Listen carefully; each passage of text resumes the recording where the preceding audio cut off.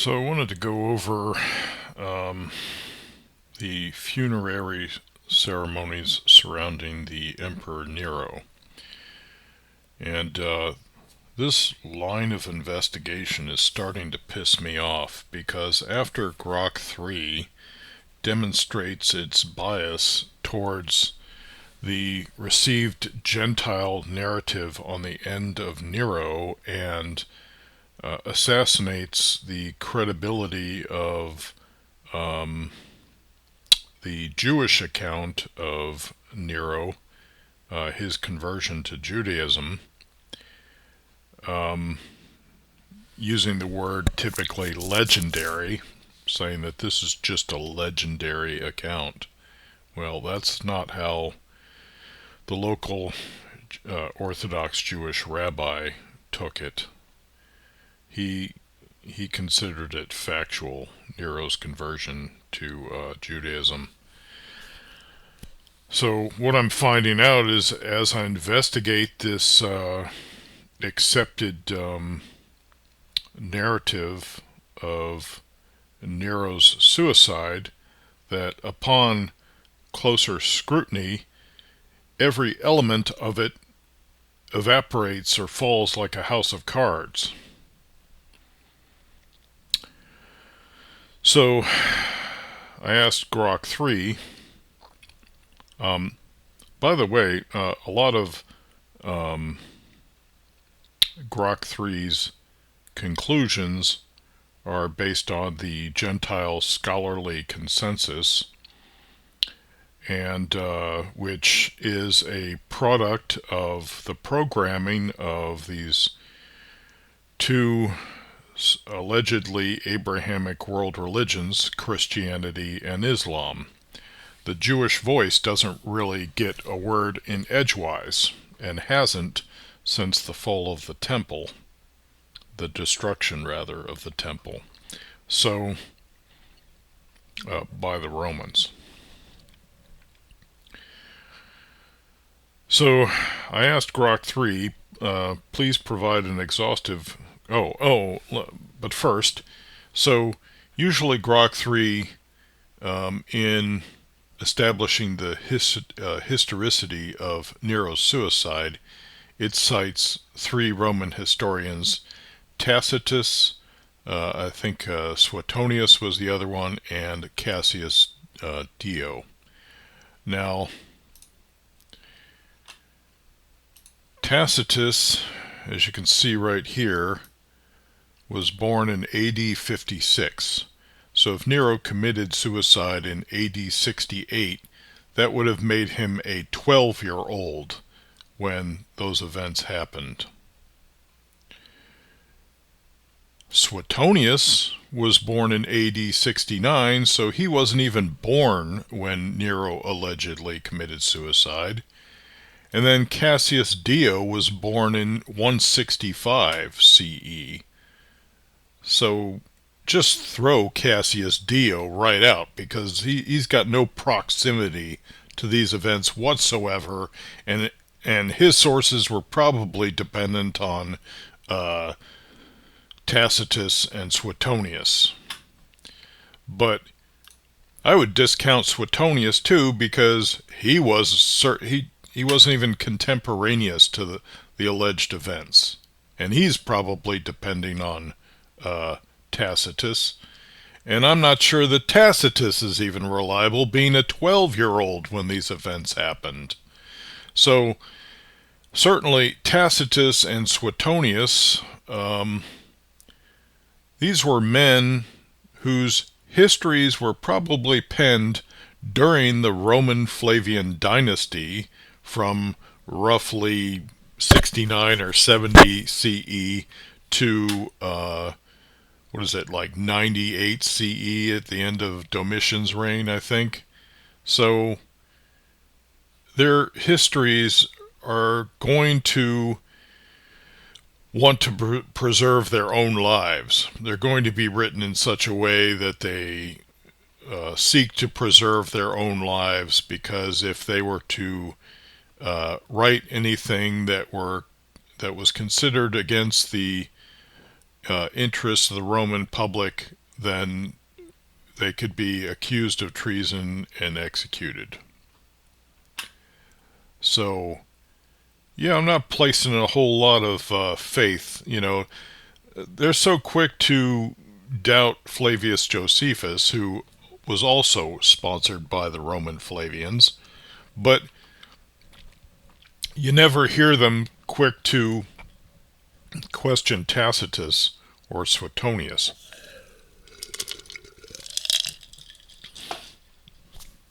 So, back to Grok 3, and it looks like I'm probably going to need some cough drops. So, I asked Grok 3, please provide an exhaustive chronological outline of the Emperor Nero's funerary ceremonies.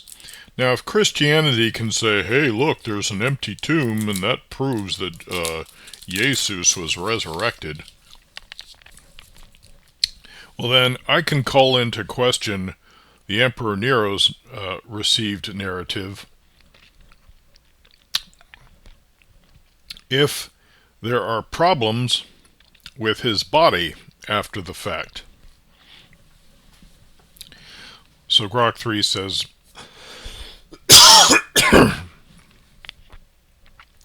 below is an exhaustive chronological outline of Emperor Nero's funerary ceremonies.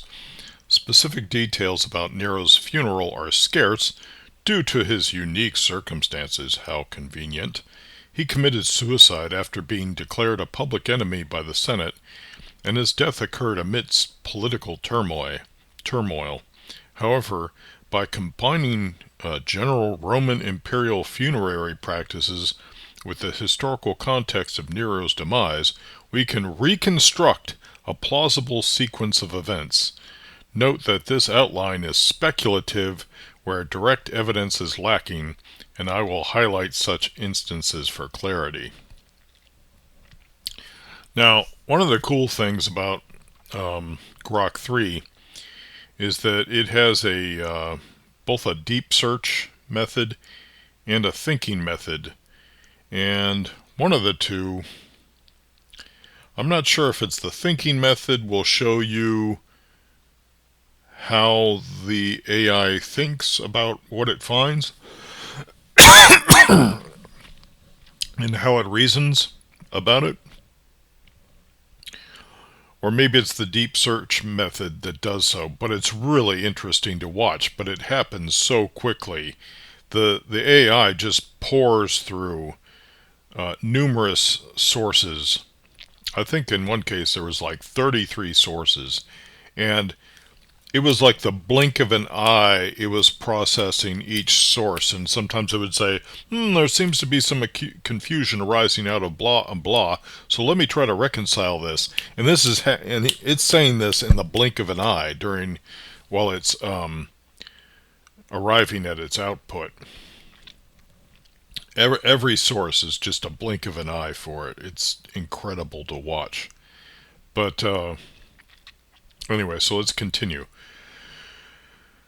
Chronological outline of Nero's funerary ceremonies. June 9th, 68 AD, Nero's suicide. After the Senate declared him a public enemy. Okay, so mind you now, this is saying that the Senate declared him a public enemy. After that, Nero was abandoned by his palace guard and freedmen and fled Rome. He took his own life by stabbing himself in the throat, reportedly with help from a trusted freedman. And it fails to mention that trusted freedman is Epaphroditus, a name mentioned in association with Caesar's household in the Christian scriptures, in the epistles, because the Christian references don't want to admit to any connection, even though these things are happening in the first century, probably because they think Paul was dated, like so many years before, the Epaphroditus that served Nero. So they just want to say, well, it's a different Epaphroditus. Well, is it really? Because the Epaphroditus that was associated with Nero's alleged suicide would have been famous in the first century. It's like Sting, dropping the name Sting. Until Sting the wrestler came along, if you said Sting, you were thinking of the lead singer of the Police. So, but like Sting the wrestler, everybody knew he was Sting the wrestler. It's not a case of where, oh, well, we've got this other Epaphroditus and, he's just some flunky and we don't really know who he is. But he's definitely not that famous Epaphroditus. So, let's see. So it says that with the help of a trusted freedman, I believe it was Epaphroditus, at a villa outside the city, is where he supposedly took his own life by stabbing himself in the throat. Do I need to remind anyone that, like, stabbing yourself in the throat is kind of similar to a circumcision? His final words, as recorded by historian Suetonius, who wasn't there, who wasn't even born when he committed suicide, were qualis artifex pareo, what an artist dies in me. This marked the end of his reign and the Julio-Claudian dynasty, with no immediate state response due to his disgrace. Recovery of Nero's body. With no official state involvement, loyal servants, supporters, or family members likely recovered Nero's body from the villa. Likely. Historical accounts suggest that his former nurses and a loyal mistress, Acte, may have played a role in handling his remains. So, historical accounts from historians who weren't eyewitnesses and probably weren't even writing histories at the time this allegedly happened. Suetonius wasn't even alive. Tacitus was around 12 years old. Unlike emperors who died in power, there was no public announcement or mourning period, as Nero's status as an outcast precluded such honors. Okay, so there was no public viewing of his remains, and besides, I think the Romans were they tended to cremate their dead, because Tacitus even says that Jews bury their dead whole, whereas the Romans cremate. And that in, I think it's book 5 of his Histories, where he speaks at length about the Jews, sometimes in disparaging terms. Preservation of the body. Roman funerary customs for elites often involved preserving the body, sometimes through embalming, while arrangements were made. So now we're just, let's see, Nero had notably embalmed his wife Poppaea's body rather than cremating it, which was unusual for the Romans at the time. So this is exactly what Tacitus points out, is that Jews, like the Egyptians, would bury the whole body. So this is evidence that Poppaea may not have just been a God-fearer, but she may have even converted to Judaism. This precedent suggests his body might have been similarly preserved, especially given the need for haste and secrecy in the chaotic political environment. Elsewhere, I think it says that his cremated remains were deposited somewhere. But anyway, this is what the AI is spitting out. Any preservation would have been discreet to avoid drawing attention from his enemies. Any preservation of his body would have been discreet to avoid drawing attention from his enemies. See, this is all like if Nero converted to Judaism and went into exile, this is all apologetics for the fact that there was no public funerary ceremony for Nero. Private funeral arrangements. Nero's funeral was almost certainly organized privately by his remaining supporters or family without state sponsorship. Again, this is like speculation. As a public enemy subject to damnatio memoriae, condemnation of memory or damnation of memory, any formal ceremony would have been politically risky. Okay, so now it's saying that any formal ceremony would have been politically risky because of damnation memoriae. However, later we're going to find that damnation memoriae wasn't even like it wasn't like a legal status. It wasn't an act of the Senate. It was just kind of a cultural practice, right? So there was no explicit decree of damnatio memoriae against Nero.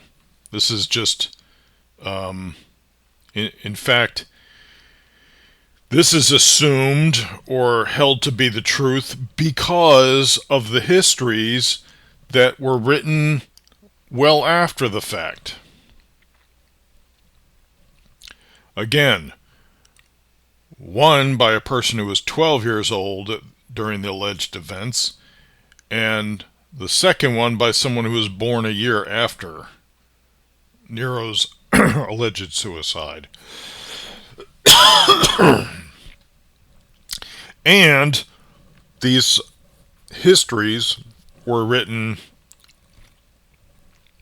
published under the Roman Flavian dynasty, where the Julio-Claudians were vilified in those histories, and the Roman Flavians were spoken of in glowing terms. The arrangements were likely rushed due to the ensuing power vacuum and the outbreak of civil war, the year of the four emperors.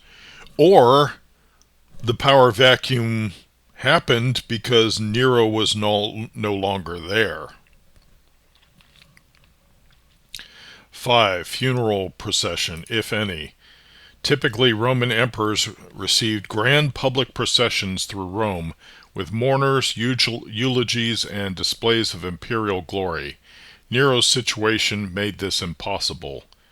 Because maybe he converted and went into self-imposed exile in Jerusalem, if you want to even call it that, because from the Jewish perspective, Nero as a convert would have been making Aliyah to Jerusalem, not going into any exile. It would have been exile from Rome, but it would have been a step up in honor from the Jewish perspective.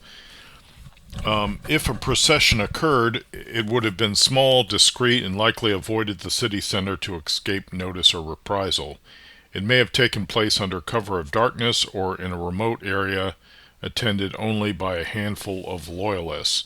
So this is all like apologetics, to explain why it doesn't have more information on his body and remains. Cremation or burial. Roman tradition favored cremation for emperors.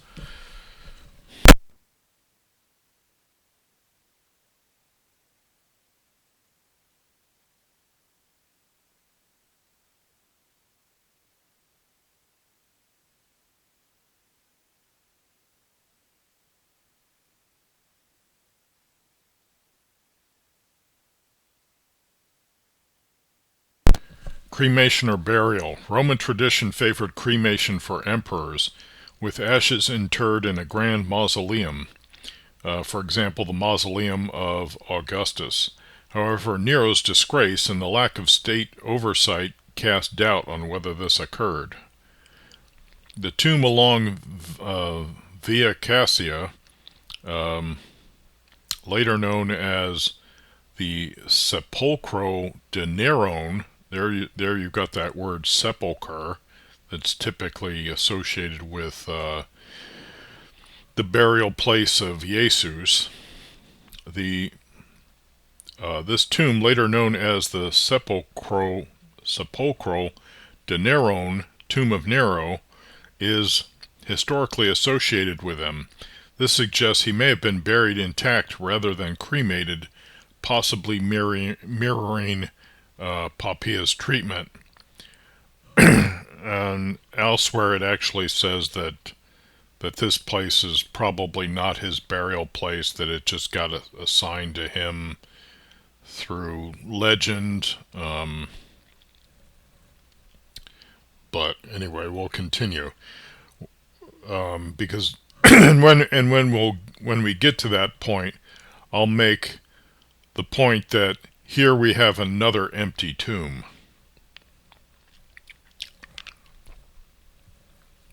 The exact method remains uncertain.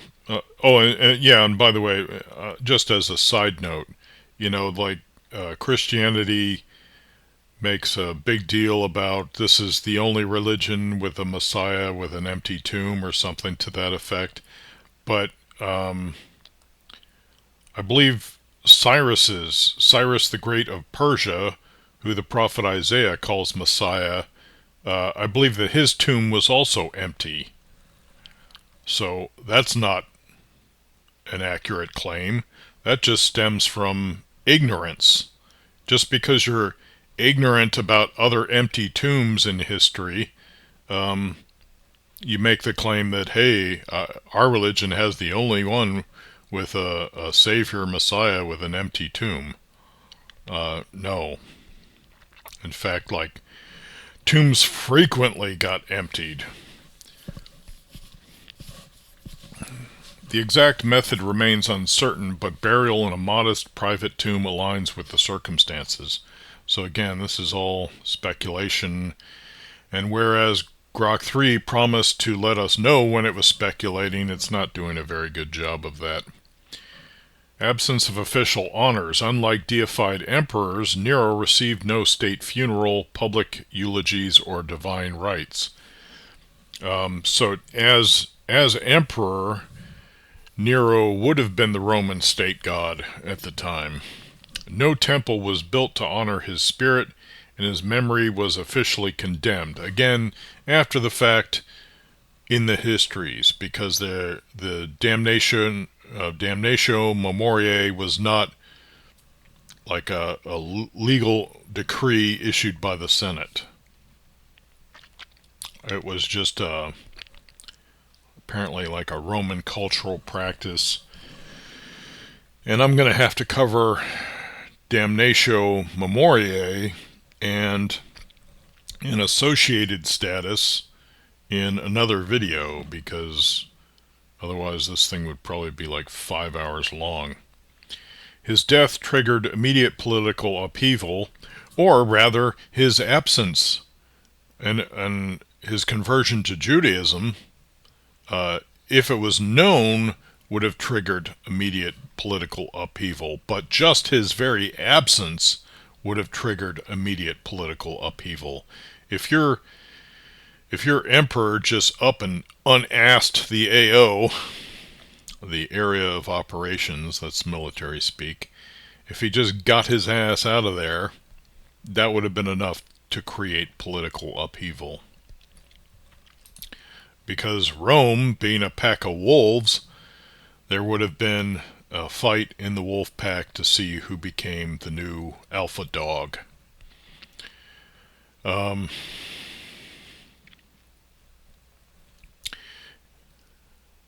So the political upheaval diverted attention from any ceremonial closure. you would think that, like, if Nero had any friends, or if there was a certain percentage of the populace that liked Nero, that it wouldn't have diverted attention away in their case. The lack of honors reflects his fall from imperial grace and the Senate's effort to erase his legacy.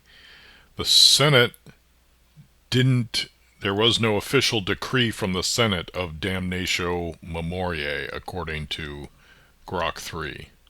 So, efforts to erase his legacy would not have been an official act. It would have been as a reaction to his alleged betrayal of the state.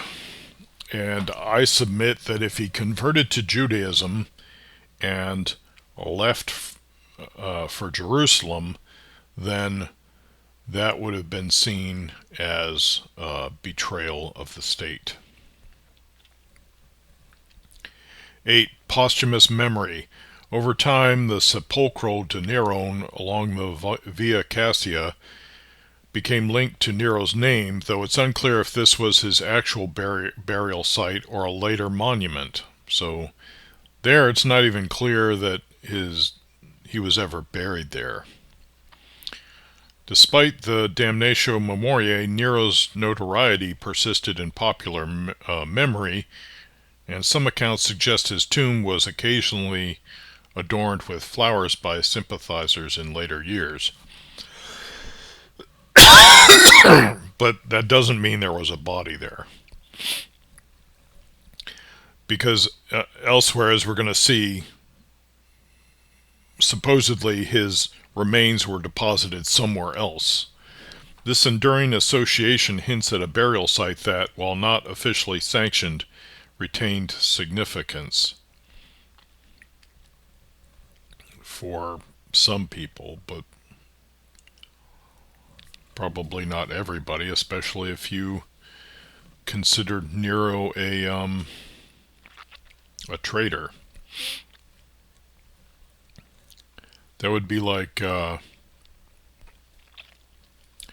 President of the United States during the 1950s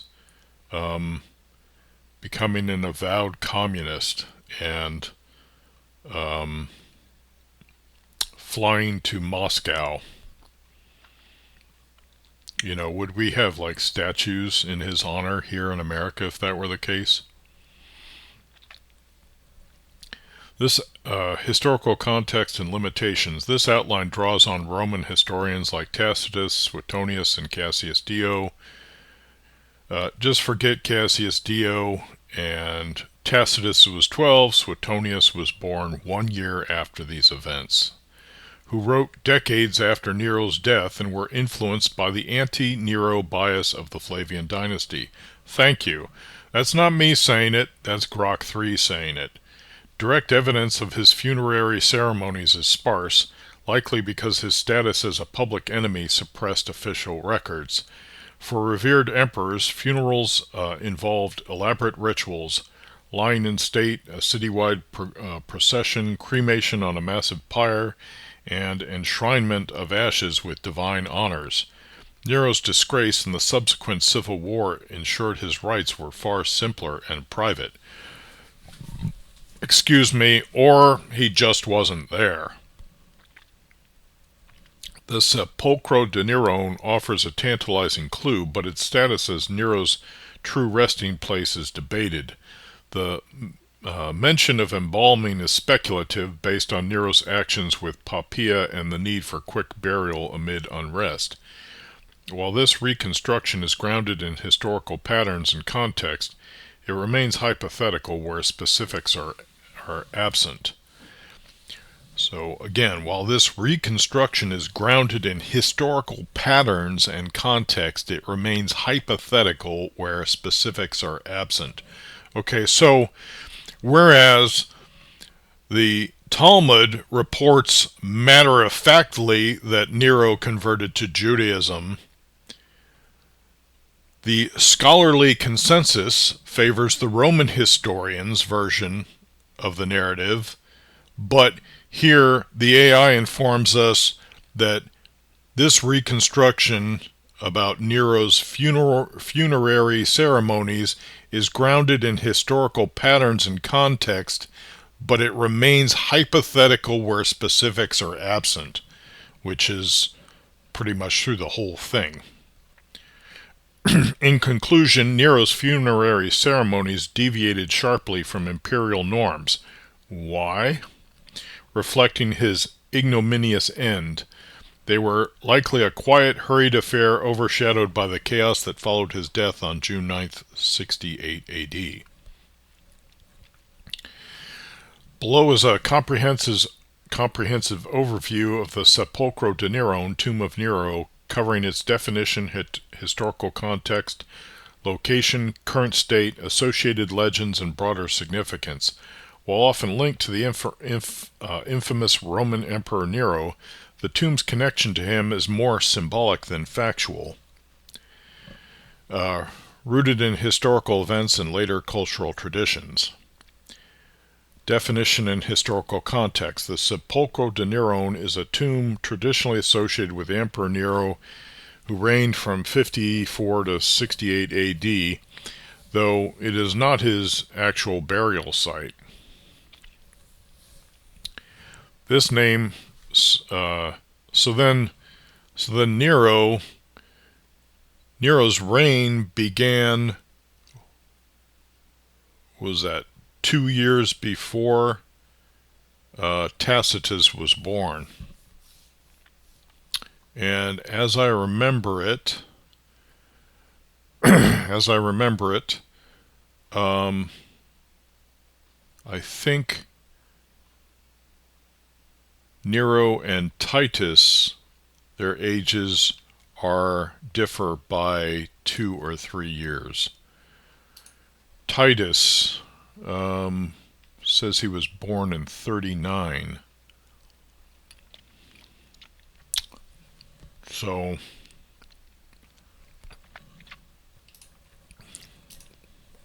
let's get back here.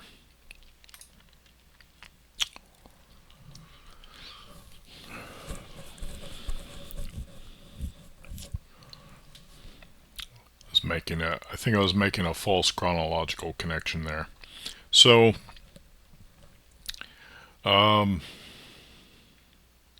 but it is the case that Nero and Titus, I believe their ages are rather close to each other by 2 or 3 years. Let's see. So here it says that it is not his actual burial site, the Sepolcro. The name likely emerged due to its location along the Via Cassia, a road tied to Nero's era, or from medieval misidentification. Nero's true resting place was in the mausoleum of the Domiti Henobarbi on the Pincian Hill in Rome, not this structure. So now the AI informs us that he wasn't actually buried at the sepulchre, but rather on a hill, the Pincian Hill. Nero's death. Nero took his own life on June 9th, 68 AD, after the Senate declared him a public enemy, ending the Julio-Claudian dynasty. According to historian Suetonius, his ashes were buried in his family's mausoleum by loyalists. Okay, so that's Suetonius, who wasn't even born until a year after the event. Including his famous mistress Claudia Acti and 2 nurses. The burial was modest and rushed amid the chaos following his downfall. So that the name Claudia, that suggests that she's probably connected with the Julio-Claudian dynasty, which is what Nero was part of. Condemnation. After his death, Nero faced damnatio memoriae. After his death, he faced damnatio Memoriae. So damnatio memoriae could not have been seen as the reason for his feeling like he needed to commit suicide, right? There was another reason, and I believe it'll be mentioned, if not in this Grok 3 output, then in another one specifically about damnatio memoriae. So this was a Roman practice to erase a person's legacy. His statues were toppled and his name was scrubbed from records, making a grand public tomb improbable. The sepulchral de Nero thus reflects a later association rather than historical fact. So, if Nero was seen as someone whose memory should be blotted out, reminiscent of Haman or Haman in the book of Esther, according to Jewish tradition, where at Purim, those who listen to the Megillah of Esther make noise to drown out every mention of the name Haman or Haman in the text. So this gives us a motive for the Roman war against the Jews if Nero really was in Jerusalem. Also, whereas Nero was accused of setting fire to Rome, and somehow that's like, and then I think they say that Nero blamed it on the Christians, but again, that's a history that is provided after the alleged suicide. But then Jerusalem is set fire by the Roman Flavians. So if Nero converted, went to Jerusalem, then the accusation that that he just kind of stood there, rather, while Rome burned. I'm not sure if there's an accusation that he actually was responsible for the burning of Rome. Then burning of Jerusalem could have been an act of revenge. But the intention to erase his legacy, topple his statues, and have his name scrubbed from records, that could have been the reason that the Roman legions were sent to Jerusalem if Nero was there as a convert, possibly under the name Simon. But which that's a personal theory, and one I have only because of the parallel with another reason that I think Rome really sent forces there. Now, supposedly Vespasian was sent by Nero himself. So, if Nero converted to Judaism, he wouldn't have said, okay, Vespasian, now go to Jerusalem and come get me, you know. But that could be the reason that it said that Vespasian was sent by Nero. If Nero converted and went to Jerusalem, then in that sense it would be like the fact that Nero did that actually pulled Vespasian into the war against the Jews, rather than Nero sending him to carry out the war against the Jews. Anyway,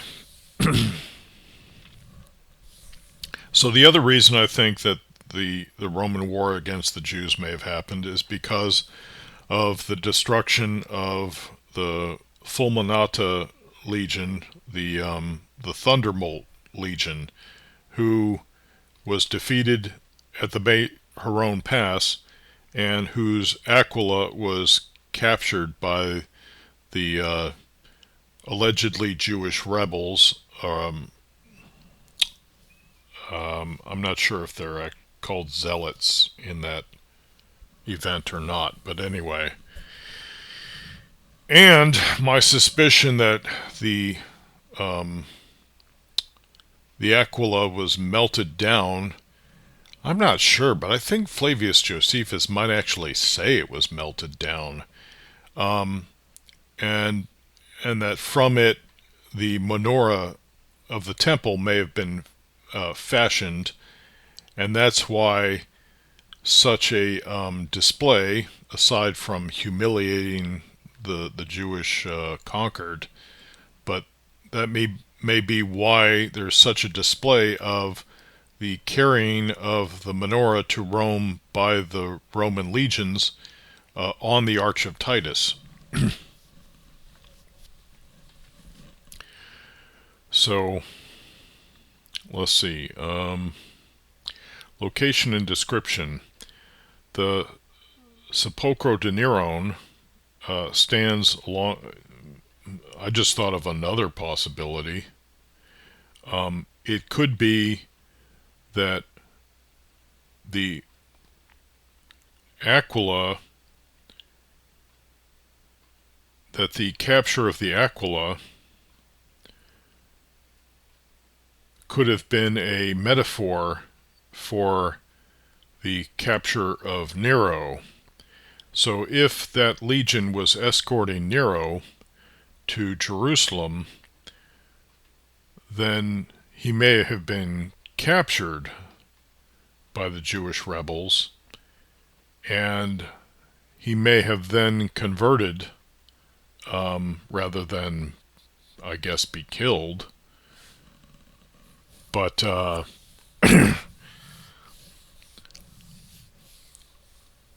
would have had to have been carried out by certainly zealous elements, because I do not believe that the Pharisees would have seen wisdom in capturing, the Roman emperor. But mind you, I think before that, like a whole bunch of Pharisees had been executed by the Romans.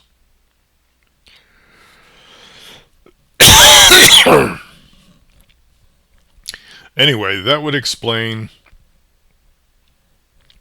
one means by which Nero got to Jerusalem. It might also explain his motivation for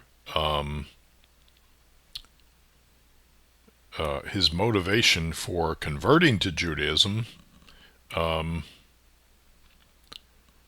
order to preserve his life. But that wouldn't have been in keeping with Jewish practice, I think. Although some would say there were these zealous elements that may have enforced circumcision at the knife point. But I think those stories are associated with people who are actually talking about converting to Judaism, and then it's, at least from the Roman perspective, it's seen as that they were coerced or under duress forced to become circumcised. But anyway, so let's continue. The Sepolcro de Nero stands along the Via Cassia, an ancient Roman road extending north from Rome near La Guistiana, roughly 10 kilometers from the city center. Structure. It is a cylindrical mausoleum, a common design in Roman funerary architecture from the late Republic and early Empire. The tomb features a large drum-shaped base, likely once topped by a conical roof or mound, similar to the mausoleum of Augustus but smaller in scale. Current state. Today the tomb is a ruin weathered by centuries of neglect, looting, and natural decay.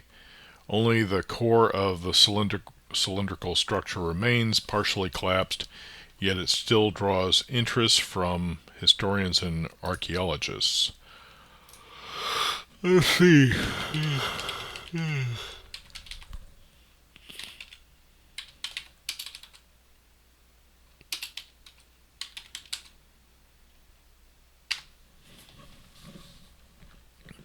That's it, that little thing? That doesn't even begin to, well, that just says Tomb of Nero, which isn't necessarily the same thing.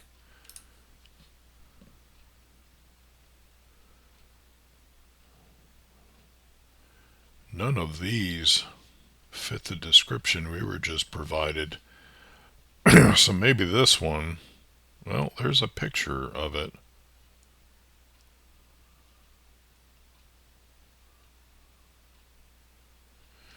I mean, that doesn't even begin to describe the picture unless it was renovated somewhat.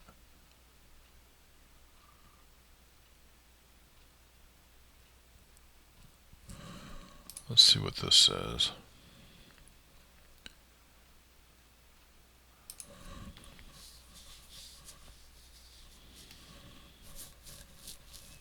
Yeah, this is the one along the Via Cassia.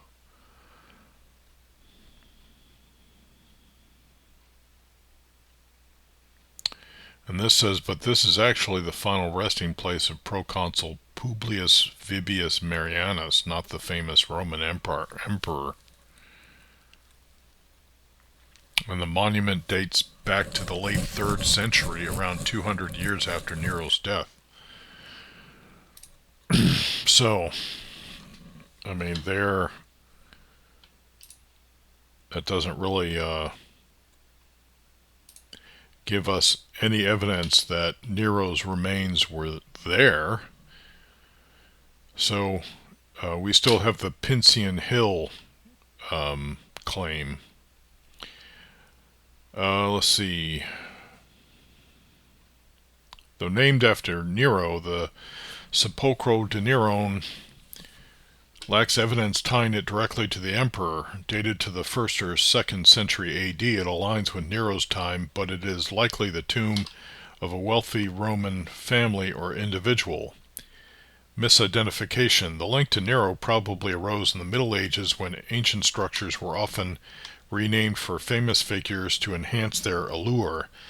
The Sepolcro de Nero may have been dubbed as such to attract attention or connect it to Nero's enduring mythos. Roman burial practices. Emperors were typically cremated, their ashes placed in grand mausoleums. Nero's burial in his family's tomb fits this pattern, while the Sepolcro de Nero represents a private monument, not an imperial one.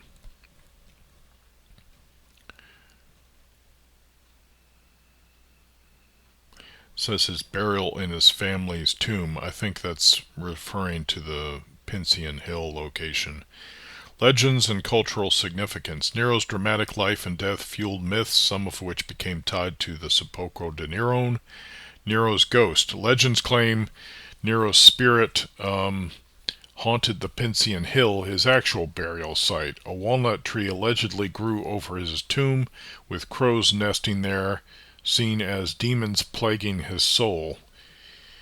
In the 11th century, Pope Paschal II reportedly ordered the tree felled and Nero's remains cast into the Tiber River, after which Santa Maria de Popolo was built on the site. Really? They would cast his remains into the Tiber River? I doubt that. Let's see. A church that was so given to creating relics.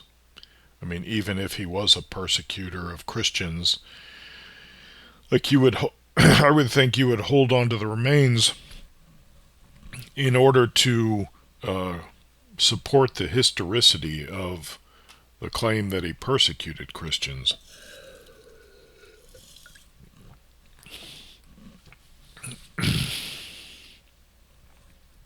So, over time, the Sepolcro de Nero along the Via Cassia absorbed some of this folklore, but perhaps due to its striking ruins or proximity to Rome. Its name reflects Nero's lingering infamy, even as his official memory was condemned.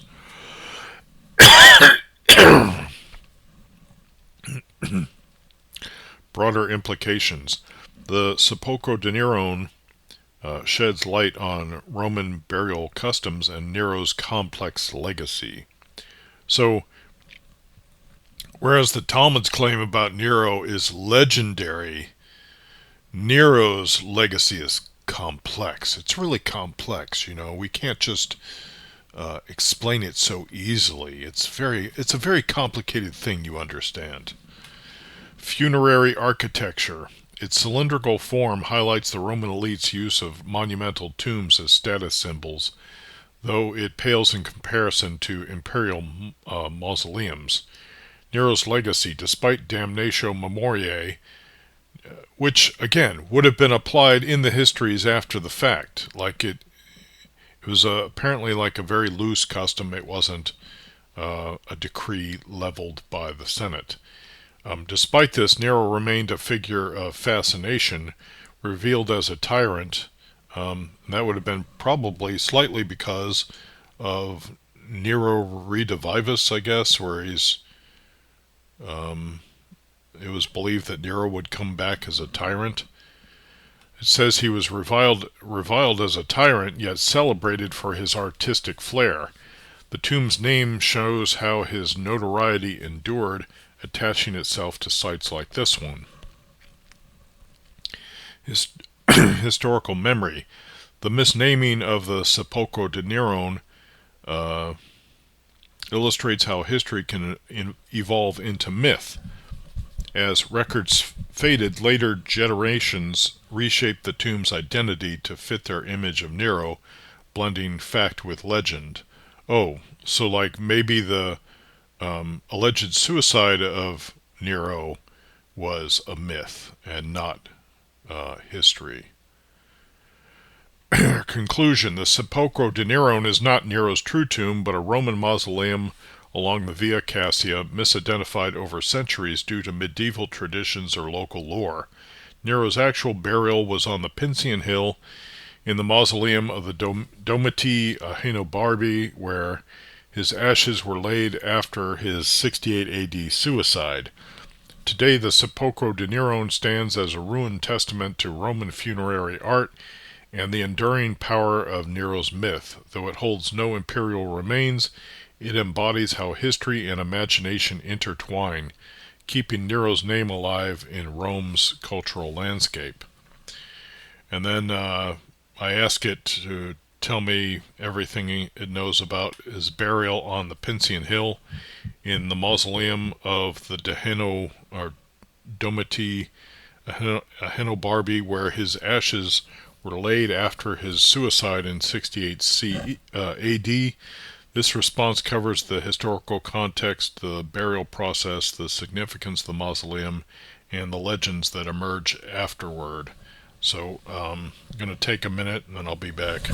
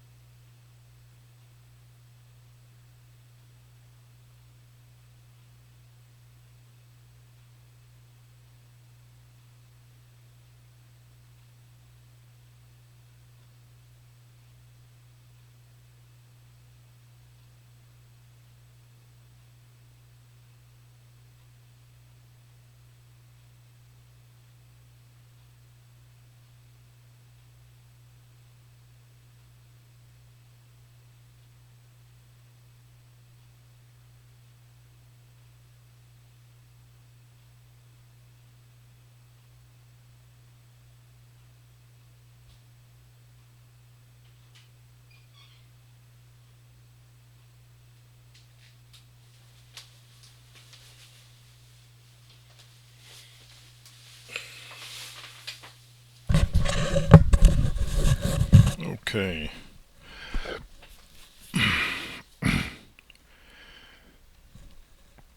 Historical context of Nero's death, Nero's reign and downfall. Nero, I don't know why these characters are here. Nero, the emperor of the Julio-Claudian dynasty, ruled Rome from 54 to 68 AD. His reign ended in turmoil after widespread revolts and the loss of support from the Praetorian Guard. In 68 AD, the Senate declared him a public enemy.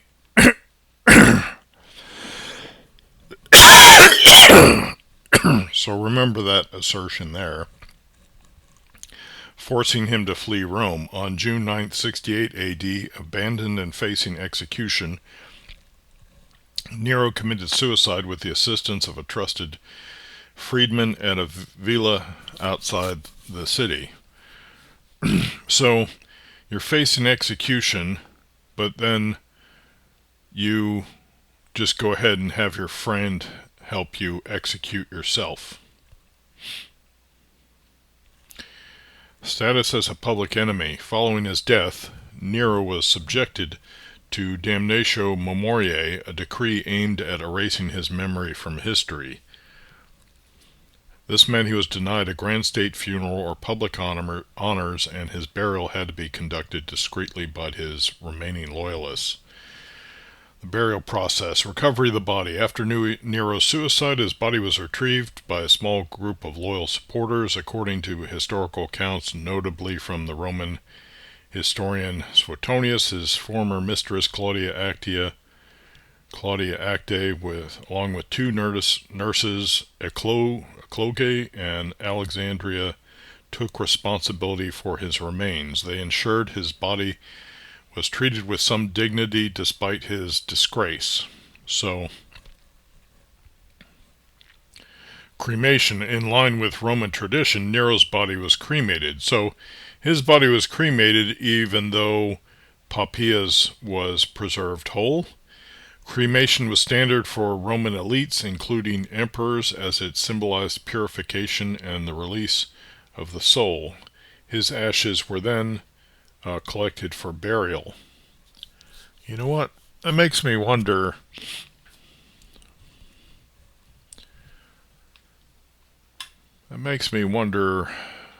Whether Poppaea may have gone to Jerusalem first.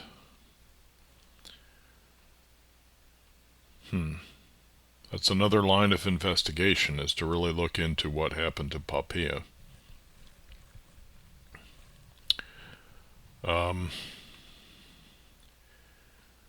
Cremation was standard for Roman elites, including emperors, as it symbolized purification and the release of the soul. His ashes were then collected for burial. Burial in the mausoleum of the Domiti Ahenobarbi. Nero's ashes were interred in the mausoleum of the Domiti Ahenobarbi, the ancestral tomb of his personal family located on the Pincian Hill in Rome. This mausoleum was the traditional resting place for the Domiti Ahenobarbi, a prominent Roman family to which Nero was connected through his father, Gnaeus Domitius Ahenobarbus. The mausoleum of the Domiti Ahenobarbi. Location: the Pincian Hill, known in Latin as Collis Hortorum, Hill of Gardens.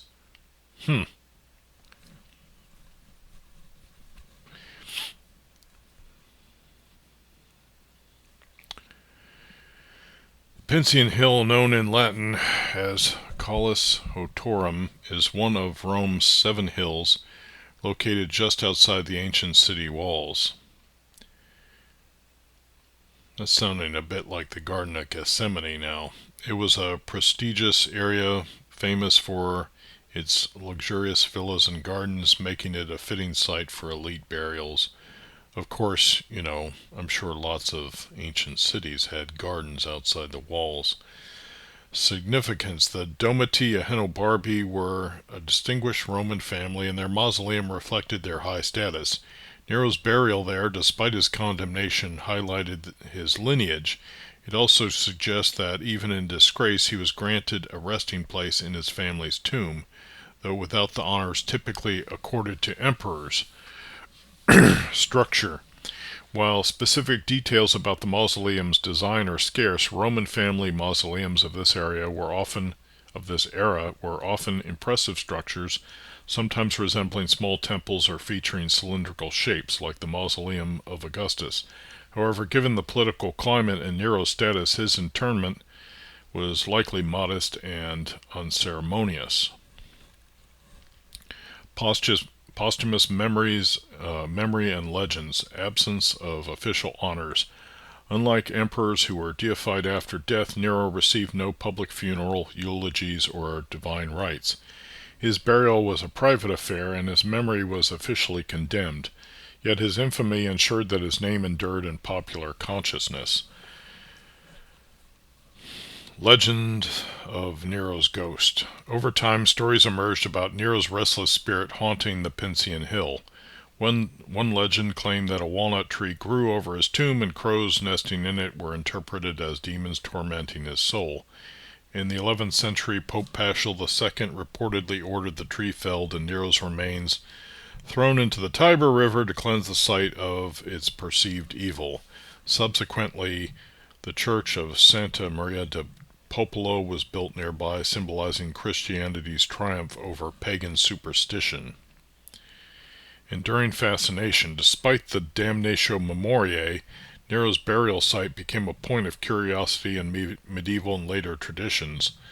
The misidentification of other locations, such as the Sepolcro de Nero along the Via Cassia, further illustrates the lasting intrigue surrounding his resting place. Conclusion. Nero's actual burial occurred on the Pincian Hill in the mausoleum of the Domitia Henobarbi, where his ashes were laid after his suicide in 68 AD. Handled privately by loyal supporters, the process lacked the grandeur of an imperial funeral due to his status as a public enemy. The mausoleum, a prestigious family tomb, served as his final resting place, though it later became entwined with legends of his haunted spirit. While the precise location of the mausoleum remains uncertain today, its historical role as the burial site of one of Rome's most notorious emperors underscores its significance. So then I ask it, how can we be sure that Nero's remains were deposited in the Pincian Hill, known in Latin as Calis Hotorum, Hill of Gardens, if Suetonius was born after the alleged suicide of Nero? And then it responds, we can be confident that Nero's remains were deposited on the Pincian Hill, known in Latin as Calis Hotorum, Hill of Gardens, despite Suetonius being born after Nero's suicide in 68 AD, due to a combination of historical, geographical, and cultural evidence. Here's why. 1. Multiple sources.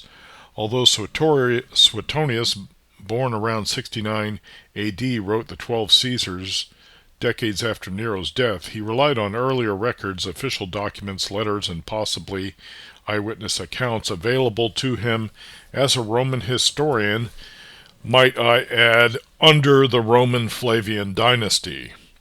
His work is considered a primary source for Roman imperial history. Crucially, his claim that Nero's ashes were buried in the mausoleum of the Domitia Henobarbi on the Pincian Hill is supported by other ancient historians. You mean Tacitus, a near contemporary of Suetonius, had access to sources from Nero's time and does not contradict this burial location.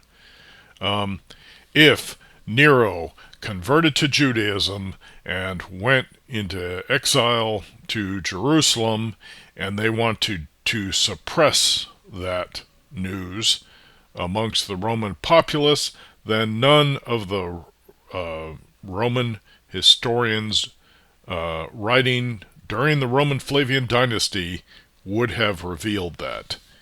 And if it wasn't revealed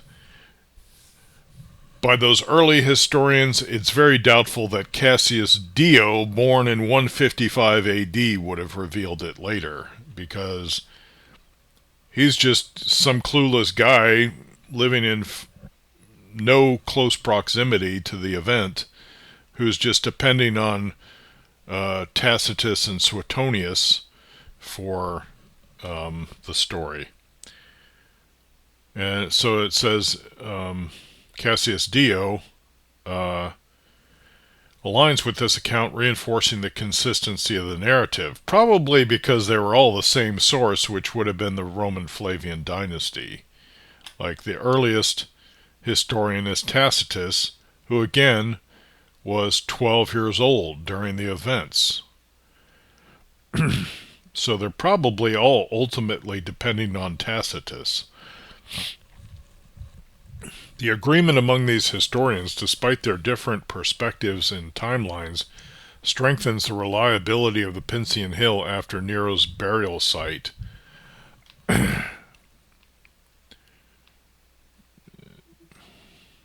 Like Cassius Dio, you can just toss him out. The guy's in no close proximity to the events. Suetonius, again, born 1 year after the events.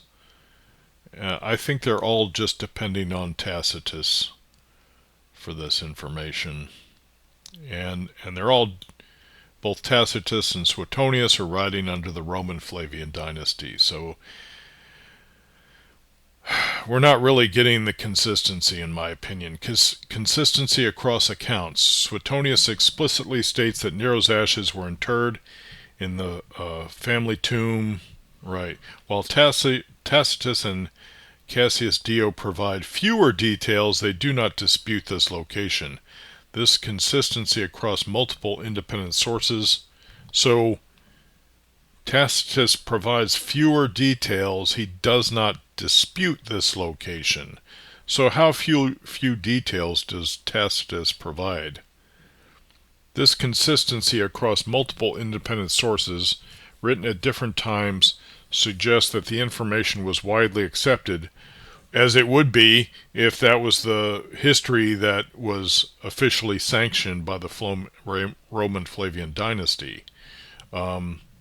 And based on established historical knowledge by the time Suetonius documented it around 121 AD. So 51 years after the event. No, I take that back. 53 years after the event, he documented it. That's great. That's really great testimony there. Geographical and archaeological context. The Pincian Hill was a prestigious area in ancient Rome, renowned for its luxurious villas and gardens. It was an appropriate and plausible location for the burial of Roman families. Oh, and by the way, let's not rule out the possibility that if Simon really was Nero converted to Judaism, and he was hauled back to Rome and executed there by the Roman Flavians, that it could have been that then his remains were deposited on the Pincian Hill. The Pincian Hill was a prestigious area in ancient Rome, renowned for its luxurious villas and gardens. It was an appropriate and plausible location for the burial of elite Roman families, including the Domitia Henobarbi, Nero's paternal lineage. Archaeological evidence confirms the presence of tombs and mausoleums in this region, supporting the historical claim. While the precise spot of Nero's tomb within the mausoleum may not be identifiable today, it sounds like the tomb the tomb itself can't even be found, it sounds like. But anyway, the general location aligns with Roman records. Roman burial practices. Roman tradition often involved burying emperors and their kin in grand mausoleums, typically situated in prominent or elevated areas. The Pincian Hill fits this profile perfectly. Nero, despite his controversial reign and suicide, was still connected to the esteemed Domitia Henobarbi family through his father. Placing his ashes in the family mausoleum was a logical extension of Roman customs, even if his death marked the end of the Julio-Claudian dynasty. Transmission of historical knowledge. Suetonius didn't witness Nero's death firsthand, but he wrote during a period when Nero's burial would have been part of recent historical memory. Really? Was it? It was just done by like a few loyalists and without a bunch of fanfare because of the Damnatio Memoriae? Really? Was it really part of recent historical memory? As a historian with access to imperial archives and earlier works, he compiled information that had been preserved through written records and oral tradition.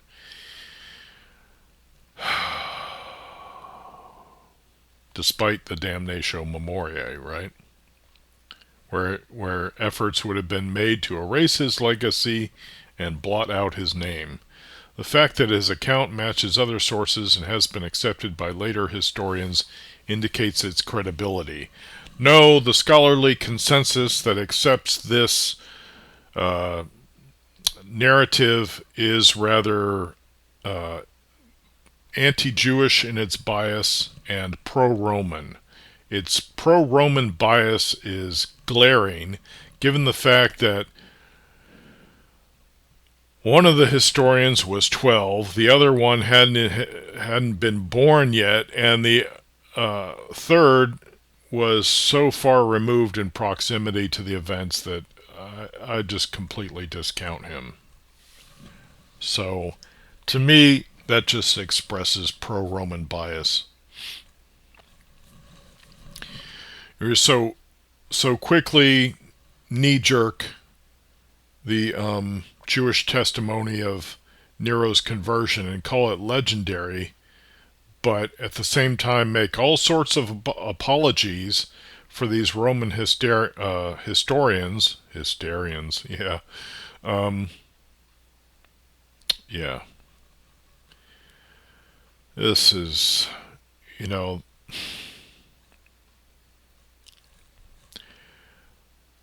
this is really par for the course in the Jewish voice and perspective getting a word in edgewise. This suppression of the Jewish voice and perspective has been going on probably at least since the destruction of the temple, when Christianity was invented. No contradictory evidence. Oh, this is the sweet one right here. Importantly, no ancient sources propose an alternative location for Nero's burial. No, not his burial, but they do propose an alternative location for his body, in that it's proposed that he didn't commit suicide but converted to Judaism and went to Jerusalem. If there were significant doubts or competing claims about where his remains were deposited, we would expect some mention of them in the historical record. The historical record. So, it's got to be a Roman historian. It can't be a Jewish historian. It can't be a Jewish history, because that's just legendary. The absence of such contradictions further bolsters confidence in Suetonius's account. The only reason there's an absence of such contradictions is because you dispute Flavius Josephus's recording in code of Nero's conversion to Judaism, with 13 years and 8 days being the figures provided for the length of his reign, which contradicts the official figure, leading one to ask, well, then why did Flavius Josephus report it as 13 years and 8 days? And it certainly was not a rounding of the numbers. 13 years and 8 months might have been taken as a rounding of 7 months and 27 days, but 8 days is not a rounding of 7 months and 27 days. And then there's the other testimony in the Talmud that Nero converted to Judaism. So there's two such contradictions, but you just discount one of them as legendary and the other as mere rounding of numbers, when it's nothing of the sort. And the reason Grok 3 does that is because it's based on the existing sources, which all have an anti-Jewish bias and a pro-Roman bias. Conclusion: while Suetonius was born after Nero's suicide, His access to earlier sources, the corroboration from contemporaries like Tacitus, and later historians like Cassius Dio, the suitability of the Pincian Hill as a burial site, and the lack of conflicting evidence all provide a solid foundation for certainty. Together, these factors confirm that Nero's remains were indeed deposited on the Pincian Hill, the Culus Hotorum as recorded in Roman history. Key points. Let's see, background.